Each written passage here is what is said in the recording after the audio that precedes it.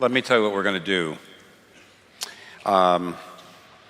Some of you may have actually already been in the second in the second round of workshops. You might have actually taken Scott Manetsch.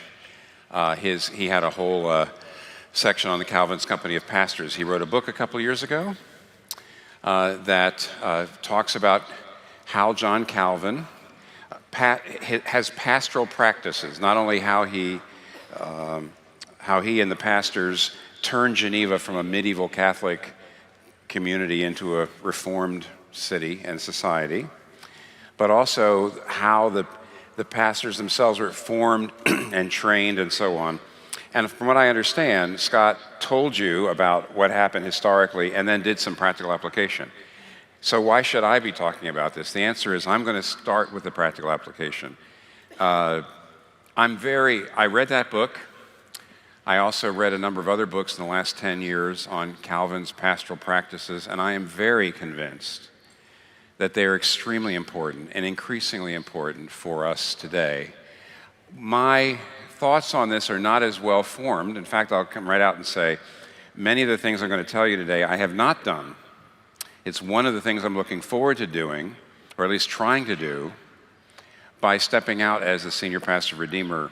So I won't be preaching every week, I won't be leading the church. And I actually, in some ways, feel like one of the things I'm about to do is try to see some of these ideas realized. So let me tell you from the book, Scott Manetsch, Calvin's Company of Pastors, Pastoral Care and the Emerging Reformed Church, 1536 to 1609, a great book.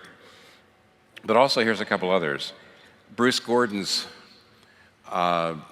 biography of Calvin that he wrote in 2009 that Kevin DeYoung's already mentioned. I mentioned it last night. Here's a book by Matthew Meyer Bolton called Life in God, John Calvin, Practical Formation, and the Future of Protestant Theology. By the way, he's not an evangelical. Still a really helpful book. L.C. McKee wrote a book called John Calvin, Writings on Pastoral Piety. All these books tell you something about how John Calvin formed Christians as Christians. It's what we call discipleship today, but boy, oh boy, oh boy, that's too weak a word. I'm going to use the term formative practices, pastoral formative practices. How did the pastors of Geneva form people into real Christians? Now, I'm going to give you three ideas or three principles that I got out of the reading and trying to understand what Calvin did. And then I'll go back and try to give you some more ideas about how we could apply that ourselves.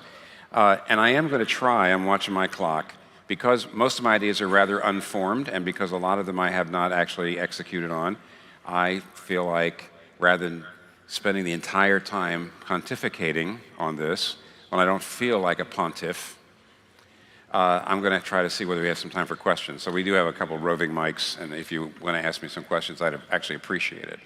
But here's the three ideas. The one thing you'll learn if you study Calvin and his company of pastors and their formative practices in Geneva, one thing you're going to learn is that it takes a lot more than preaching to form Christians. A lot more.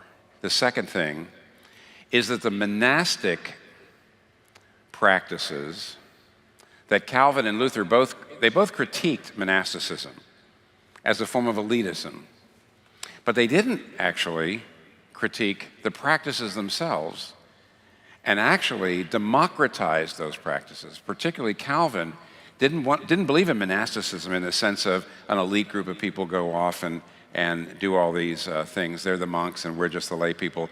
He didn't agree with that kind of clericalism. But on the other hand, he actually believed that the things the monks were doing are things that all Christians should do. So in some ways, John Calvin democratized monastic practices. And number three, pastoral formation. That is, pastors need far more intense,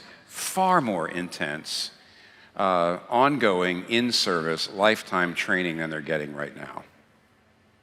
There's the three ideas. So let me go back and talk to you about each one of them and talk about some application possibilities.